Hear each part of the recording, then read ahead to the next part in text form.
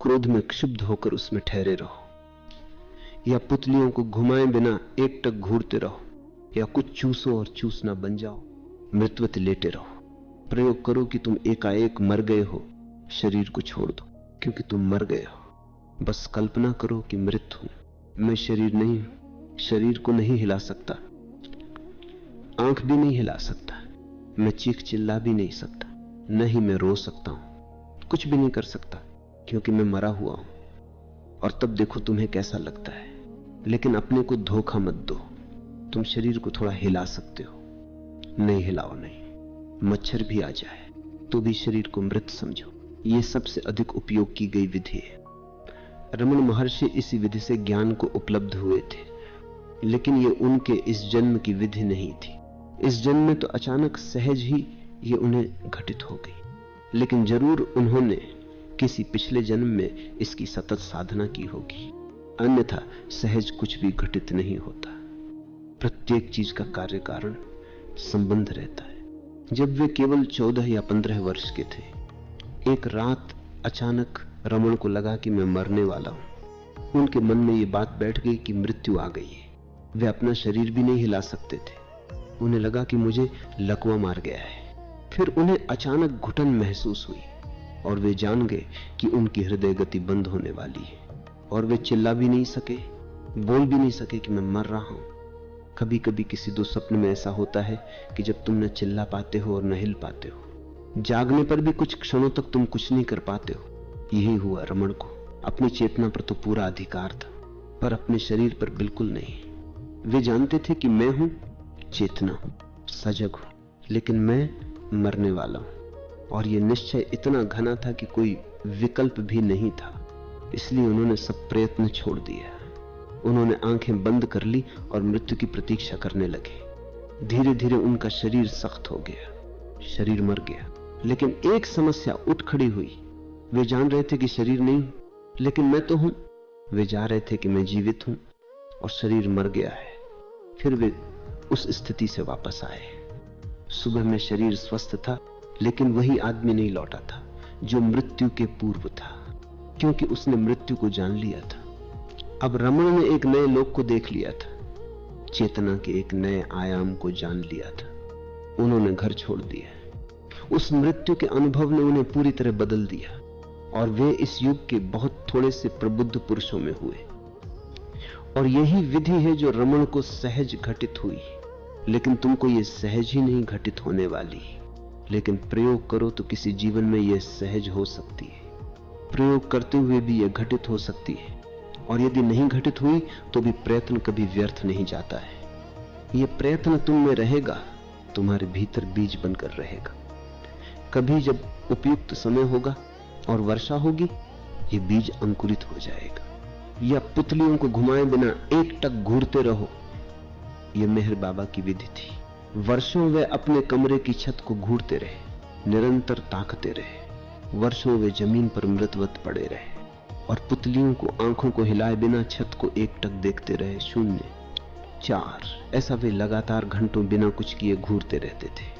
टकटकी लगाकर देखते रहते थे। आंखों से घूरना अच्छा है, क्योंकि उससे तुम फिर तीसरी आंख में स्थित हो जाते हो, और एक बार तुम तीसरी आंख में थिर हो गए तो चाहने पर भी तुम पुतलियों को नहीं घुमा सकते हो, वे भी थिर हो जाती हैं। अचल मेहर बाबा इसी घूरने के जरिए उपलब्ध हो गए।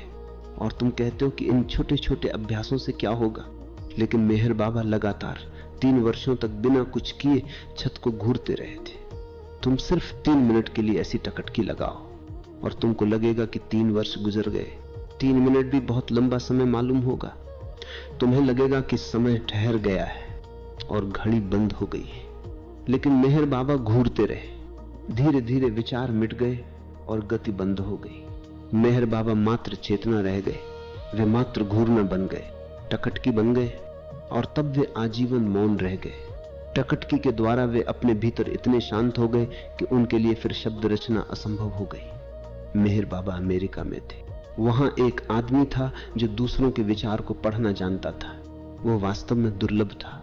मन के पाठक के रूप में वह तुम्हारे सामने बैठता, आंख बंद कर लेता, और कुछ ही क्षणों में वह तुम्हारे साथ ऐसा लयबद्ध हो जाता कि तुम जो भी मन में सोचते वो उसे लिख डालता था।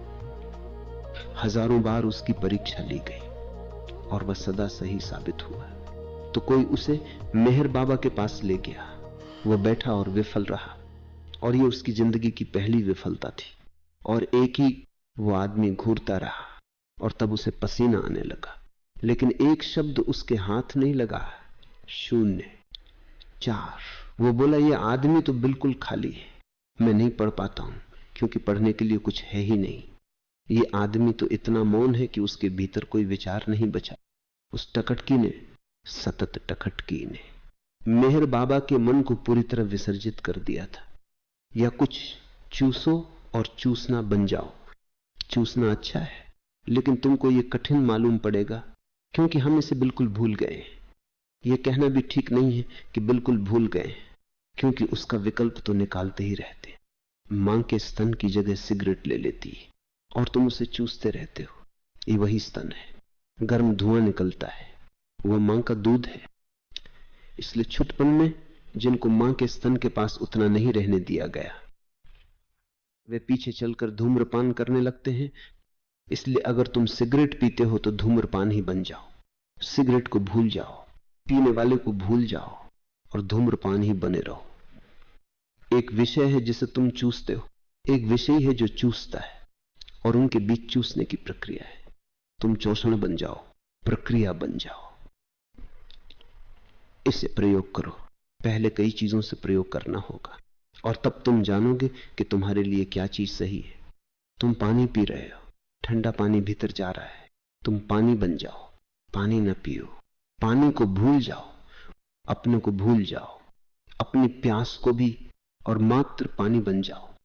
प्रक्रिया में ठंडक है, स्पर्श है, प्रवेश है और पानी है, वही सब बने रहो। यदि तुम चौषण बन जाओ तो तुम निर्दोष हो जाओगे। ठीक वैसे जैसे प्रथम दिन जन्मा हुआ शिशु होता है, क्योंकि वो प्रथम प्रक्रिया है। एक तरह से तुम पीछे की ओर यात्रा करोगे, लेकिन उसकी ललक भी तो है।